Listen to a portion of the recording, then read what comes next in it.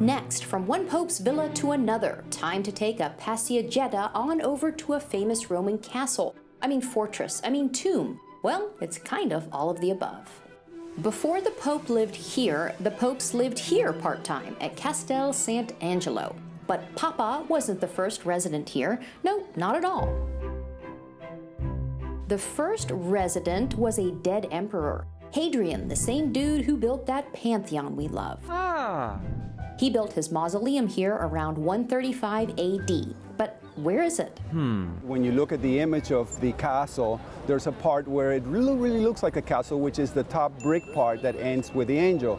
In between that and the ground, there is a rough stone kind of area that belongs to the time when it was a tomb for Hadrian and his family. But why build a mausoleum here on the opposite side of the river away from the city?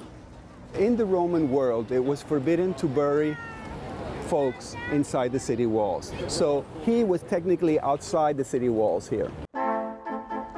The next layer of our cake marks the time when Castel Sant'Angelo was used as a military fortress. And for that, we add some shoulders. Not the bad shoulder pads of the 1980s, but some heavy, foreboding concrete shoulders of the 1480s. That's Alexander VI, who's going to build these 4 bastions or towers at each corner of the surrounding square protective wall, and he finesses the end of the sort of castle shoulders of the mausoleum around 1480 something, 1492, time of Columbus. And he was very concerned about war. Next, why is it called Castel Sant'Angelo, Castle of the Angels? Well, because of a divine vision of the Archangel Michael in 590 AD by Saint Gregory the Great trying to save his people from the plague.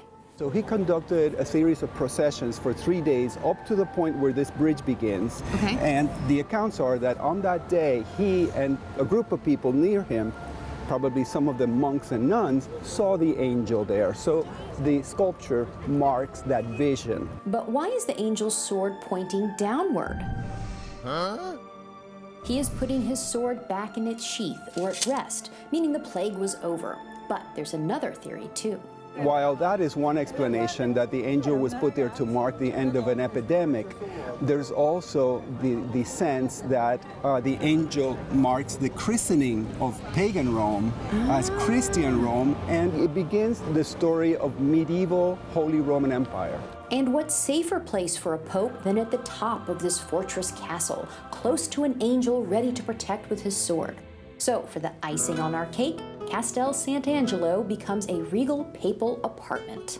That little balcony that we see there with the 2 columns belongs to the papal apartment of Julius II, who was Michelangelo's friend and patron that asked him to paint the frescoes of the Sistine Chapel ceiling. It was like a penthouse. It is a penthouse, the penthouse suite.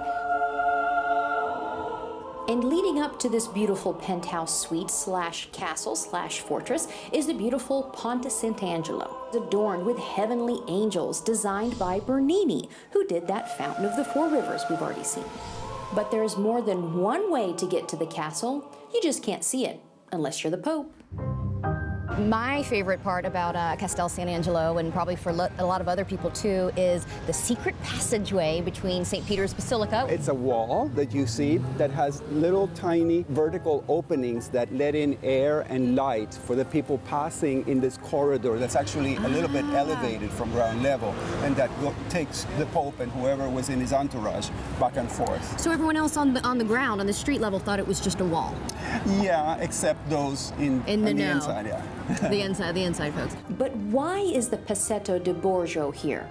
Well, the wall was built in ancient times, but the secret passageway was added in the Middle Ages, just in case some bad guys came to the Vatican for a not-so-friendly visit and the Pope had to make a run for it. Oh no!